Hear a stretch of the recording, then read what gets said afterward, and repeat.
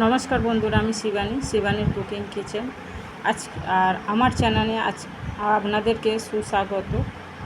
আমার চ্যানেলটা দেখার জন্য আপনাদের অনুরোধ রইল। আমাকে একটু আমার পাশে থাকার জন্য আপনাদেরকে অনুরোধ করছি। তো এই বলে আমার রেসিপি আমি বানাতে যাচ্ছি।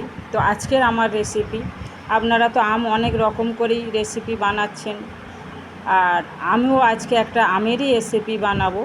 তো আমার একটা আম আছে, এটা হিমসাগর আম কি আম আমি ঠিক ন্যাংরা আম বুঝতে পারি না, বাজার থেকে নিয়ে এসছে। তো এক পিস আম নিয়েছি, তার সঙ্গে দু প্যাকেট দুধ আছে, চিনি আছে, ডিম আছে, আর 3 পিস এলাচ আছে। এই নিয়ে আমার রেসিপি।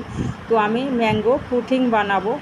তো আপনারা দেখবেন আমি কিভাবে ম্যাঙ্গো পুডিং বানাবো। তা প্রথমে আমি চিনি, দুধ আর আম একসঙ্গে মিক্সি করে নেব, তারপরে আপনাদেরকে তুলে ধরবো। তা চলুন আমি মিক্সিটা আগে করবি।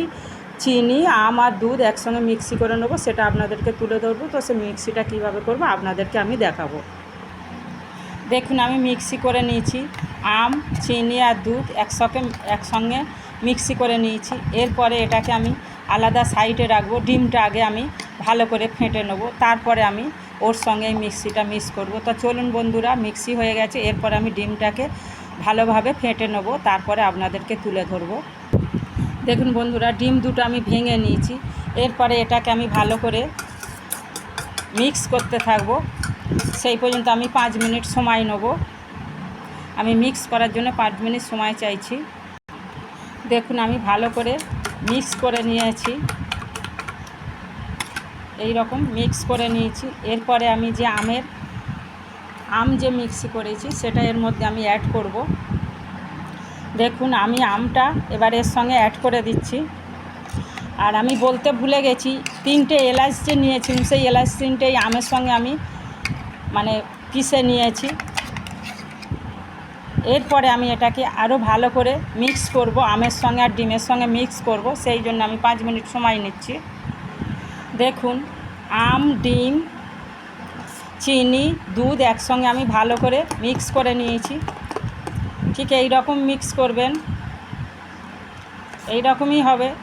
এরপরে আমি একটা পাত্রের মধ্যে ঢেলে নেব, সেটা আপনাদেরকে দেখাচ্ছি। দেখুন আমি অ্যালুমিনিয়ামের একটা পাত্র নিয়ে নিয়েছি, এর মধ্যে আমি এবার ঢালবো।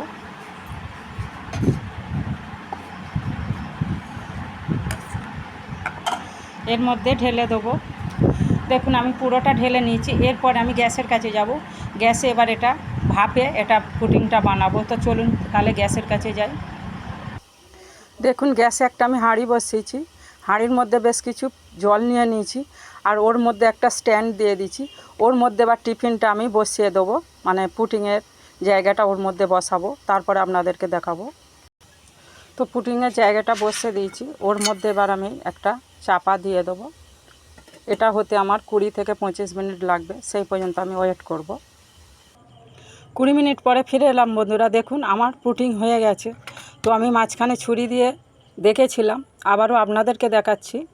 দেখুন ছুরিতে কিচ্ছু লেগে নেই। তো এরপরে আমি 5 মিনিট ঠান্ডা করব, তারপরে আপনাদেরকে তুলে দেখাবো। তো চলুন আমি 5 মিনিট ঠান্ডা করতে দিই।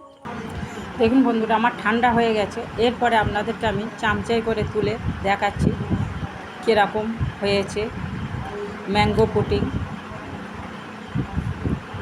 দেখুন একদম পিস হয়ে উঠে যাচ্ছে। ম্যাঙ্গো পুডিং ঠিক এইভাবেই বানাবেন। আপনারা তো অনেক রকমের পুডিং বানান। তো দেখুন আমার ম্যাঙ্গো পুডিংটা কীরকম হয়েছে। তো এইভাবে যদি ম্যাঙ্গো পুডিং বানান, আশা করি আপনাদেরও ভালো লাগবে, আর এটা ঠান্ডা আরও ভালো লাগবে। তো আমার এই রেসিপিটা যদি ভালো হয় আমার পাশে থাকবেন, আমাকে কমেন্টের মাধ্যমে জানাবেন ম্যাঙ্গো পুডিং কীরকম হয়েছে। আর আমি কোনো কালার ব্যবহার করি না, তাই আমার ম্যাঙ্গো পুডিংটা ঠিক কালারটা এই রকম হয়েছে। আমি ডাইরেক্ট করেছি, আর কোনো ক্যারামেলও দিই না। আপনারা পারলে ক্যারামেল দিয়ে করবেন, আমি ক্যারামেল দিই না, আর কোনো রঙও ব্যবহার করি না। ডাইরেক্ট একদম অরিজিনাল করেছি। দেখুন যদি এই পুডিংটা ভালো হয় তাহলে আমাকে কমেন্টের মাধ্যমে জানাবেন যে ম্যাঙ্গো পুডিং ভালো হয়েছে খারাপ হয়েছে। এই বলে আমার ভিডিও বন্ধ করছি। নমস্কার বন্ধুরা, আবার আসবো কোনদিন নতুন কোনো ভিডিও নিয়ে।